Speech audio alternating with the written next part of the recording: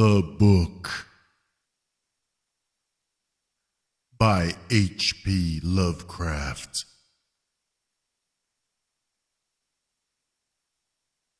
My memories are very confused. There is even much doubt as to where they begin, for at times I feel appalling vistas of years stretching behind me, while at other times it seems as if the present moment were an isolated point in a gray, formless infinity. I am not even certain how I am communicating this message. While I know I am speaking, I have a vague impression that some strange and perhaps terrible mediation will be needed to bear what I say to the points where I wish to be heard. My identity, too, is bewilderingly cloudy. I seem to have suffered a great shock, perhaps from some utterly monstrous outgrowth of my cycles of unique, incredible experience. These cycles of experience, of course, all stem from that worm-riddled book. I remember when I found it in a dimly lighted place near the black, oily river where the mists always swirl.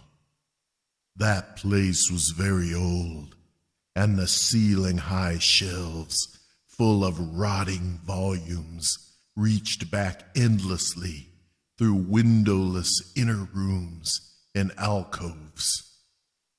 There were, besides, great formless heaps of books on the floor and in crude bins, and it was in one of these heaps that I found the thing.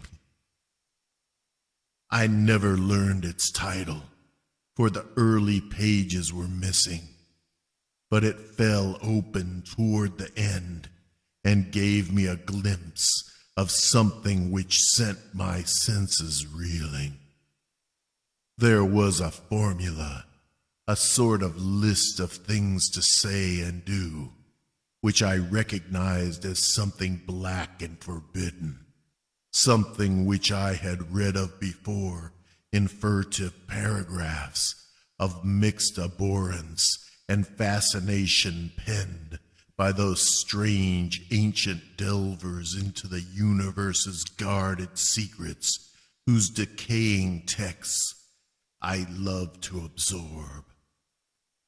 It was a key, a guide to certain gateways and transitions of which mystics have dreamed and whispered since the race was young, and which led to freedoms and discoveries beyond the three dimensions and realms of life and matter that we know. Not for centuries had any man recalled its vital substance or known where to find it, but this book was very old indeed. No printing press, but the hand of some half-crazed monk had traced these ominous Latin phrases in uncials of awesome antiquity. I remember how the old man leered and tittered and made a curious sign with his hand when I bore it away. He had refused to take pay for it, and only long afterwards did I guess why. As I hurried home through those narrow, winding, mist-cloaked waterfront streets, I had a frightful impression of being stealthily followed by softly padding feet. The centuried, tottering houses on both sides seemed alive with a fresh and morbid malignity, as if some hitherto closed channel of evil understanding had abruptly been opened.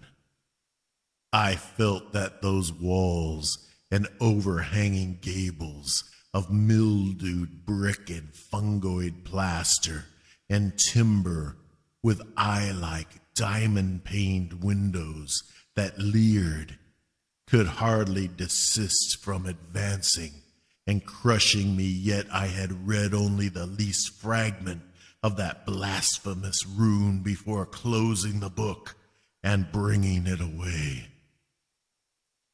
I remember how I read the book at last, white-faced and locked in the attic room that I had long devoted to strange searchings. The great house was very still, for I had not gone up till after midnight.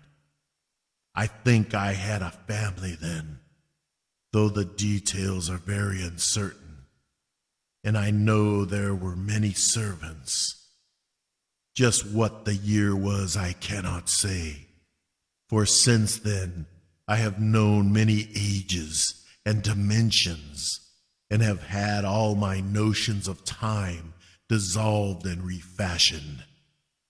It was by the light of candles that I read. I recall the relentless dripping of the wax, and there were chimes that came every now and then from distant belfries. I seemed to keep track of those chimes with a peculiar intentness, as if I feared to hear some very remote, intruding note among them. Then came the first scratching and fumbling at the dormer window that looked out high above the other roofs of the city. It came as I droned aloud the 9th verse of that primal lay, and I knew amidst my shudders what it meant. For he who passes the gateways always wins a shadow, and never again can he be alone. I had evoked, and the book was indeed all I had suspected. That night I passed the gateway to a vortex of twisted time and vision, and when morning found me in the attic room, I saw in the walls and shelves and fittings that which I had never seen before. Nor could I ever after see the world as I had known it. Mixed with the present scene was always a little of the past and a little of the future, and every once familiar object loomed alien in the new perspective brought by my widened sight.